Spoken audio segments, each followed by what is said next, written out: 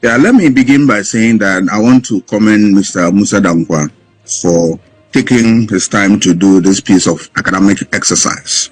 It's not easy in terms of resources, and then the work outlook is a lot. It's a lot. And when I glance through what your producer sent to me, he makes a lot of interesting findings. Some of them I agree with him. Some of them I have my own problems with. And the good news is that he's here, so we can interrogate the issues. Coming back to the question you asked, relative to Dr. Bawumia's chances now and the way his votes are soaring in terms of his popularity. Yeah, anything can happen, but my little difficulty is that what is it that the voters who rejected him at the poll less than 100 days have seen in him that today they are giving him this type of, support? That remains $1 million question for me as a student of democracy and elections, because just elections were just December 7th, and he was rejected resoundly by his own people, by the religious group he belongs to, by the people of Ghana, and all the people of this country rejected him. So it gives you an idea that something totally went wrong. So for him to repair that image within 100 days, I have a big question mark on that. Let me throw that to Musah Danquah. So can you share if not the exact wording, at least a paraphrase of the key questions that the answers resulted in this? I think Doc and I are on the same page. We are curious to find out exactly what made the difference. We just asked people their views. I didn't give reason for them making that choice. Yeah, what did you ask them? We asked them, the MPP is preparing to elect a flag bearer in 2026 for 2028 elections. Who would you prefer to lead MPP? Did you provide them a list of candidates or parties? Yes. Okay. Yes, we gave them all the top leading candidates we believe are going to contest the MPP primaries. And they shared their views. So what we have done is put out the views they shared with us. We didn't put any numbers here and there to change anything. But you must also be very mindful when you read this data. Look at the people who want to lead MPP and the way the votes are fragmented. You have all the other candidates fetching their support from the same base, whereas Bawumia is retaining his base and getting more from the other side. So that's one problem. And secondly, I made a point that 44% of NDC guys want Bawumia to lead.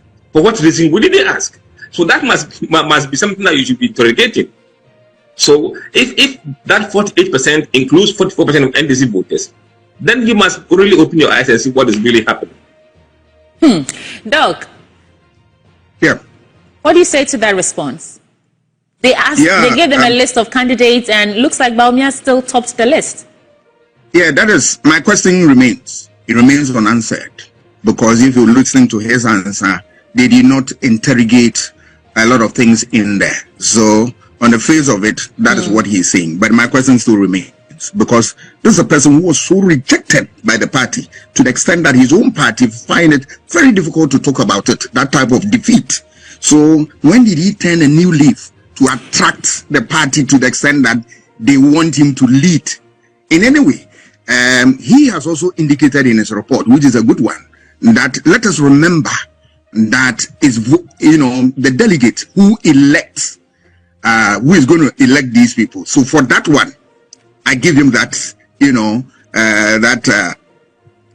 exception that he threw in there, and it covers him to some extent. But it tells you that either the respondent were deceiving his team, or they were not giving the right information. Because I don't know, from December 7, 2024, what is it that Dr. Bawumia had done to the party that has energized the base?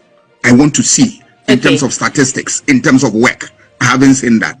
What is it that he has said that has really got to the people, and then it has informed their choice? What is it that he has done that the whole Ghana, those who rejected him, now saying that, look, you got it right.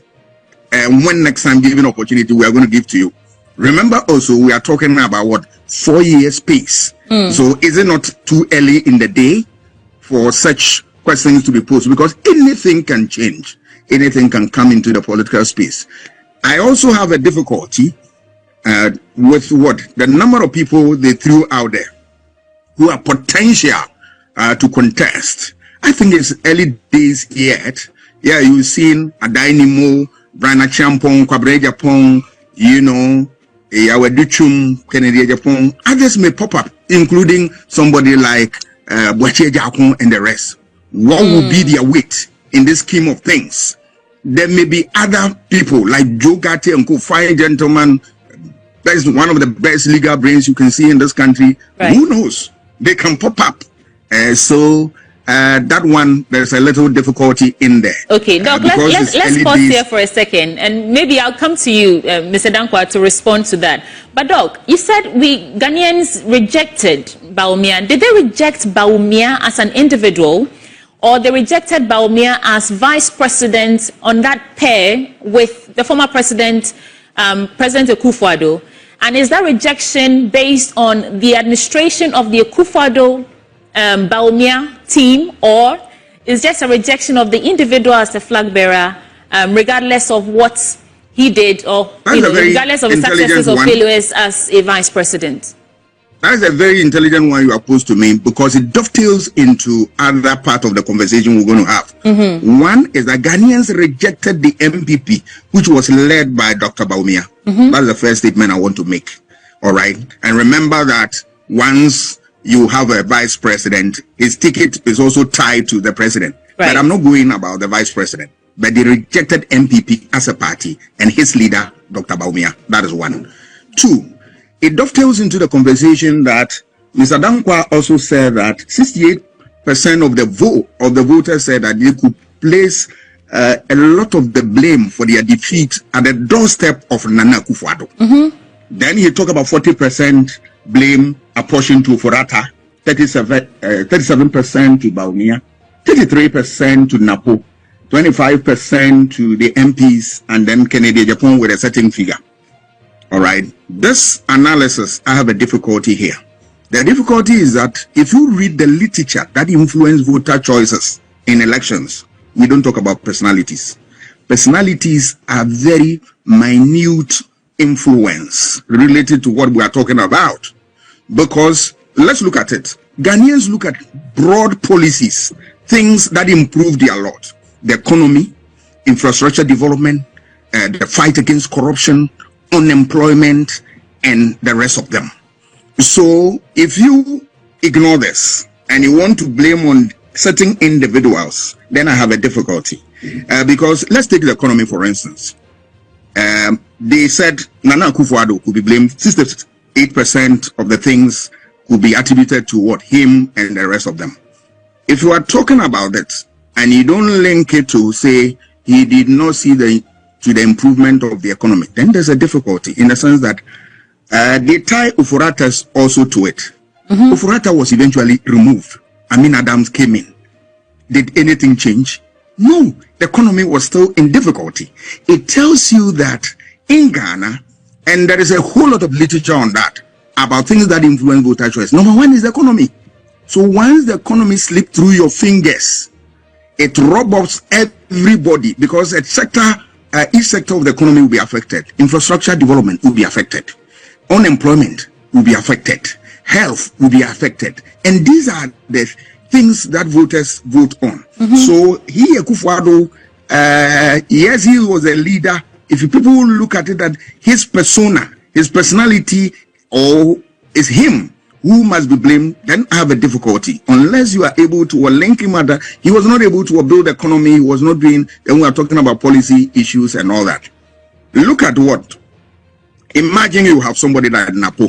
All that people accuse Napo of was that he was too erratic. Some of his statements are unguarded, which are conceit, they are true, and all that. But I tell you, reading voter choices, issue about insolence, issue about disrespect, and the rest, they do not influence any voter. Otherwise, Nana Akufo-Addo himself wouldn't have won election, because all these allegations were leveled against him when he was vying for what? The position. They said he was too arrogant, he was this, they were that. They voted for him. So it tells you that some other factors other than what we are saying. So Napo, what would be his crime to lose the election based on this thing, for which reason you want to apportion a lot of blame to him? Right. Look at somebody like Kennedy Agyapong. It is true, he ran down Dr. Bawumia in a number of ways, and ran down even the party. That they were a whole lot of things he said, all right. But were Ghanaians going to vote for Kennedy Agyapong? Was he the one they are going to vote for, or they are going to vote for a party that will transform their lot? If you read the literature on Dan, who said that voters vote based on the things that they derive that will improve their lot, then it tells you that there's a difficulty here.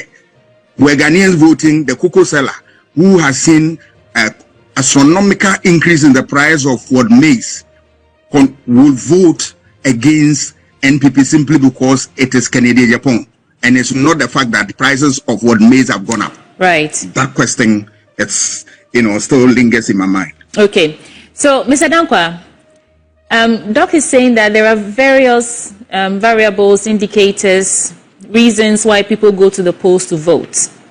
And the fact that they rejected the NPP does not necessarily mean they rejected Bawumia as an individual.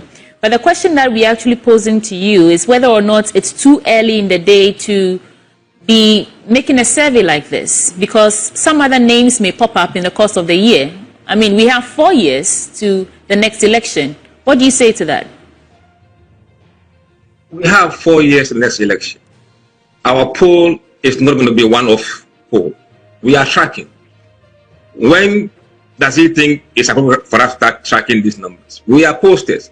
And as to how people improve in the polls is for us very important. So if somebody is doing X percentage today and next 3 months he does X or Y, we can see the progression. We're doing it because we want to have a tracking poll. I mean, Prof must be patient and wait, because this will not be the last one we'll do. There'll be another one in July. If anybody expresses interest, we'll add the person's name there and we'll see how that affects the numbers. So we're not going to just be single poll and disappear. So anybody that comes in, we'll track it. And that's how we've done our work since 2019. On the question of, look, Prof needs to understand what was the question that was asked. We're not saying that MPP lost because of Nana. We asked simple question.